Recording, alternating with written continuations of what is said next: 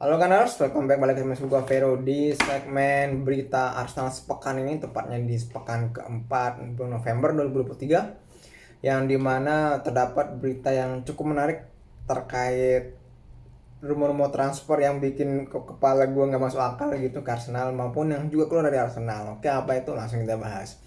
Oke, biasa gue mulai. Kalau misalkan kalian senang dengan konten-konten gue, silahkan subscribe ya. Langsung kita lanjut. Mulai dari berita-berita yang menyedihkan yang bikin galau, melankolis dan lain-lain, yakni pendapat Akbon Lahore nih. Gue nggak tahu nih ini adalah si mantan pemain Arsenal apa siapa gitu.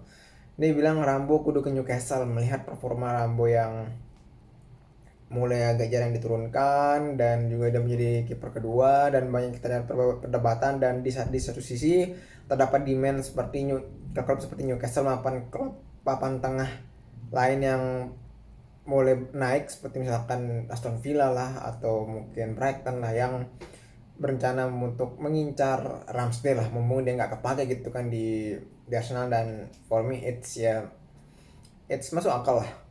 Dan nanti ada lagi terkait Ramsdale yang buat gue nggak ngotak sih transfernya gitu. Juga kita masuk ke berita yang cukup menyenangkan walaupun sebenarnya nggak terlalu banyak. Ini beberapa pemain dari pemain tengah Arsenal itu masuk ke dalam penghargaan Globe Soccer Dubai ya. Ini bisa dibilang kayak penghargaan bola swasta lah, bukan dari FIFA player sendiri. Yang resmi itu kan FIFA, sedangkan kalau Ballon d'Or termasuk Globe Soccer ini kan ya maupun PFA dari Inggris itu kan sebenarnya resmi tingkat nasional, kalau enggak ya bukan, mungkin internasional tapi bukan yang tingkat, maksudnya bukan yang bergengsi segengsi siapa sih namanya tuh, penghargaan Ballon d'Or gitu. Terus kemudian ada ya juga termasuk juga Edu Gaspar masuk ke baik sebagai manajer terbaik. Sebenarnya bukan manajer sih, mungkin sporting director lah, cuma mungkin nggak ada kategori manajer kali di sana ya. Terus kemudian kita masuk ke apa namanya, ke bagaimana beberapa pandit ini sebenarnya berita tentang Havertz yang bermain sebagai bek kiri dalam dua laga terakhir di laga persahabatan di Jerman. Menurut gue mungkin Arteta bisa terinspirasi buat sesekali mau memainkan Havertz sebagai back kiri yang lebih tengah kalau emang dibutuhkan ya, kalau emang dibutuhkan, karena sudah ada Partey. Kalau misalkan ada gelandang tengah yang dipaksa bermain lebih ke kanan gitu, ada Partey kalau di kanan, kalau di kiri ada mungkin ada Havertz lah gitu. Yang ini sebenarnya kalau misalkan performa Havertz lagi turun dan dia dimainkan sebagai back kiri, bakal banyak nanti muncul berita-berita yang memunculkan yang mengkritik Havertz, ini posisinya Havertz di mana sih dan lainnya. Oke, wajar lah berita gitu. Kemudian sebelum masuk ke berita transfer, gue pengen kan beritahu bahwa salah satu transfer yang paling mengagetkan adalah ketika kalian belum subscribe. Canda. Oke, langsung kita lanjut ke transfer, yakni David Raya fix akan di kontrak Arsenal musim depan ya, musim depan. Ini berita yang bisa dibilang rencana resmi walaupun sebenarnya belum resmi karena harus sesuai kontrak, harus sesuai perjanjiannya di kontraknya itu di tahun 2024. Tapi sebenarnya kalau Arsenal mau tuh Januari udah bisa dikontrak sebenarnya.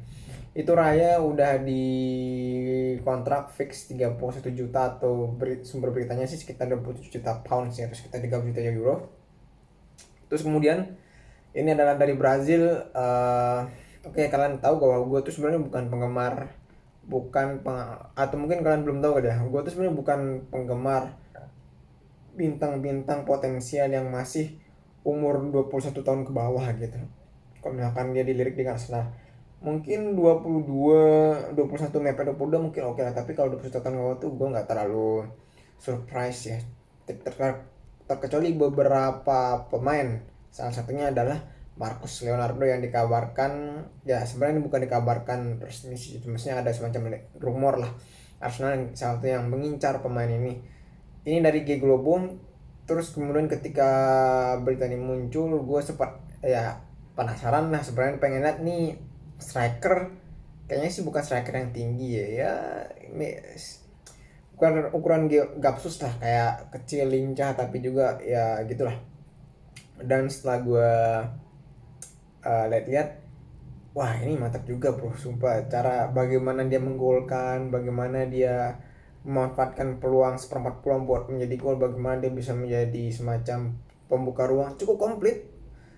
Walaupun mungkin terkait body buat duel udara mungkin masih kurang ya, tapi buat yang lain-lain seperti bagaimana ketika dia menggolkan, dia pengen menggolin tapi diapit 2 sampai 3 pemain dan udah di depan kiper, dia bisa apa namanya? Dia bisa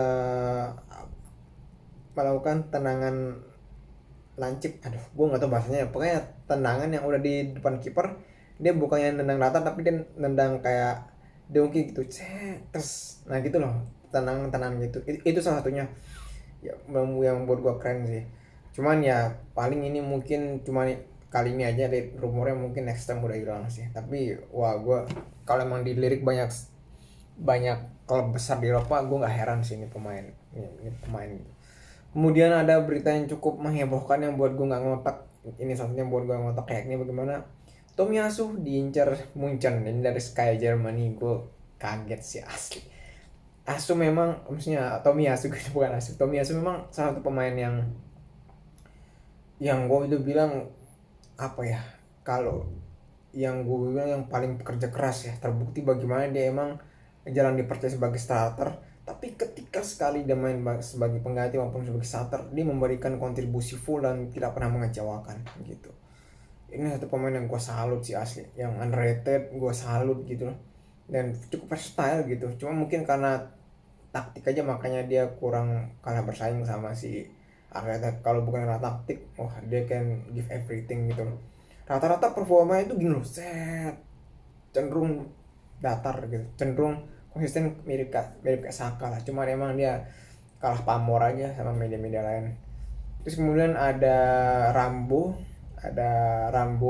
sebenarnya masih terkait Newcastle, tapi kali ini adalah ada rumor yang cukup mengejutkan dari Daily Star ya, atau satu media Inggris. Dia bilangnya Wolves pengen mengontrak Ramsdale dengan pinjaman dan kewajiban membeli tahun 2024. Menurut gue oke aja, tapi asal dikasih 35 lah ya, buat sekalian nalangin duitnya si Raya. Tapi yang menjadi pertanyaan, kalau misalkan emang jadi ke Wolves, siapa yang bakal cocok masuk ke Arsenal? Kemungkinan Arsenal nggak ngincer lagi kiper-kiper yang 20-an 30 juta, nggak lagi, paling ini ngincer yang di bawah 20 juta lah, misalkan yang harganya mentok 15 16, ya mungkin udah, kalau nggak yang potensial muda, kalau nggak yang tua gitu ya. Jangan kaget, itu pasti kipernya kalau misalkan yang ngincer itu pasti kiper-kiper dari selain 5 liga top yang bisa bermain, apa sih namanya itu, yang kayak passing gitu lah, yang ya pokoknya GK yang jago ngumpan kayak si Raya gitu lah, tapi dengan level yang lebih rendah dan dari luar 5 liga top gitu. Kemudian berita terakhir yakni ini yang buat gue kaget sumpah. Gue sebenarnya berharap ada rumor sini dan emang kejadian, tapi nggak pernah kejadian sampai akhirnya rumor muncul, yakni akhirnya Arteta mau ngincar Osimhen guys, Osimhen. Walaupun ini masih rumor dan juga dari media yang ya bisa dibilang masih dipertanyakan kredibilitasnya, yakni tim Antics. Maksud gue dengan rumor, karena lah pola-pola transfer Arsenal, ketika ada rumor terkait gelandang, banyak macam gelandang yang dikaitkan, Arsenal mengincar gelandang di tahun itu juga, khususnya di musim panas, ketika Arsenal juga ngincer banyak gelandang kayak di musim lalu, di musim dingin dia ngincer banyak gelandang, beneran walaupun banyak yang ketolak, akhirnya datang satu gelandang yang ini Jorginho kan, mirip gitu. Ini kemungkinan yang datang musim panas nanti adalah striker, musim dingin ini yang datang itu adalah gelandang. Yes, gelandang, karena so far yang paling kuat yang itu gelandang akhir-akhir ini. Tapi buat musim panas nanti gue lihat tuh kayaknya si striker ya, entah itu mungkin Osimhen, Sesko, sama Ivan Toney yang baru kali ini, maupun ada Santiago Gimenez. Yang empat itu sih yang cukup kuat ya. Tapi gue kalau disuruh milih ya tentu Osimhen, tapi opsi yang paling daripada itu ya mungkin gue bakal milih si Benjamin Sesko, mungkin karena dia udah terbiasa bermain di tim yang taktikal kayak Leipzig, itu tim yang gue suka sebenarnya, yang gue ngefans juga. Oke, sekian dari gue. See you in the next video guys.